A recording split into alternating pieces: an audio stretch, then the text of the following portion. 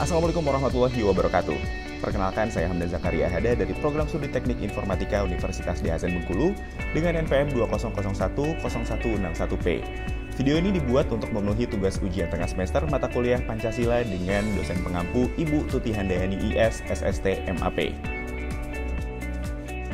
Yang pertama, sejarah Pancasila. Kata Pancasila sendiri diambil dari bahasa Sanskerta, di mana panca berarti 5 dan sila yang berarti dasar atau asas. Seperti yang kita ketahui, setiap tanggal 1 Juni akan diperingati sebagai hari lahir Pancasila di Indonesia. Lahirnya Pancasila sendiri merupakan judul pidato yang disampaikan oleh Soekarno pada 1 Juni 1945 silam. Dalam pidato tersebut, untuk kali pertama konsep dan rumusan awal Pancasila dikemukakan oleh Soekarno sebagai dasar negara merdeka. Awalnya pidato ini disampaikan oleh Soekarno secara aklamasi tanpa judul, sampai akhirnya mendapat sebutan lahirnya Pancasila dari mantan Ketua Badan Penyelidik Usaha-Usaha Persiapan Kemerdekaan Indonesia atau BPUPKI, Dr. Andes Rajiman Weddiodiningrat. Usai menyampaikan pidatonya, isi gagasan dari Soekarno mengenai dasar negara Indonesia diterima oleh para anggota BPUPKI dalam sidang pada 1 Juni 1945. Akhirnya Pancasila dinyatakan sah dan resmi dijadikan sebagai dasar negara Indonesia merdeka pada 18 Agustus 1945. Yang kedua, fungsi utama Pancasila. Fungsi utama Pancasila ada dua.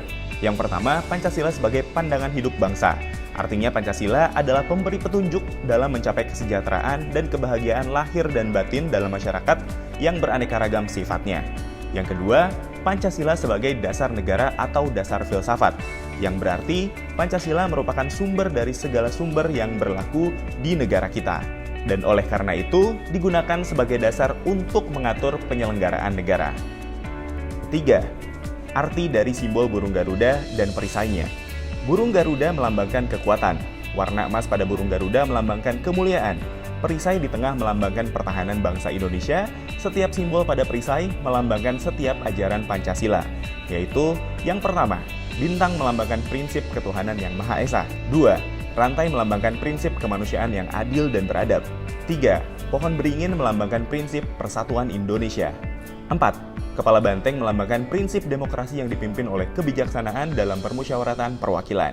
5. Padi dan kapas melambangkan sila keadilan sosial bagi seluruh rakyat Indonesia. Warna merah dan putih melambangkan warna bendera nasional Indonesia. Warna merah berarti keberanian dan warna putih berarti kemurnian. Garis hitam tebal di perisai melambangkan wilayah Indonesia dilalui oleh garis khatulistiwa. Kemudian arti dari jumlah bulu pada burung Garuda. Yang pertama, jumlah bulu menggambarkan tanggal proklamasi kemerdekaan Indonesia, yaitu 17 Agustus 1945, di mana jumlah bulu pada setiap sayap berjumlah 17, jumlah bulu pada ekor ada 8, jumlah bulu di bawah perisai atau pangkal ekor ada 19, dan jumlah bulu pada leher ada 45. Burung Garuda mencengkram sebuah gulungan bertuliskan moto negara Indonesia, Bhinneka Tunggal Ika, yang berarti kesatuan dalam keberagaman, meskipun berbeda, namun tetap satu. 4. Nilai-nilai dalam sila Pancasila. Sila yang pertama mengandung arti mengimani adanya Tuhan Yang Maha Esa dan mengikuti perintah serta larangannya, saling menghormati dan menghargai antar pemeluk agama. Kemudian nilai yang terkandung dalam sila yang kedua, di mana seluruh rakyat Indonesia memiliki hak yang sama di mata hukum, agama, masyarakat, dan lainnya. Kemudian tidak ada perbedaan sosial antar sesama rakyat Indonesia, dan mengutamakan sikap tenggang rasa dan saling tolong-menolong. Kemudian nilai-nilai yang terkandung dalam sila ketiga, di antara lain menggunakan bahasa persatuan Indonesia, memperjuangkan dan mengharumkan nama Indonesia, cinta terhadap tanah air, dan berjiwa patriotisme dimanapun kaki berpijak. Kemudian nilai-nilai yang terkandung pada sila keempat.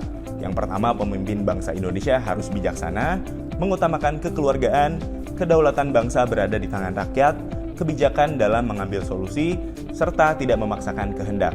Dan yang terakhir, nilai-nilai yang terkandung dalam sila kelima.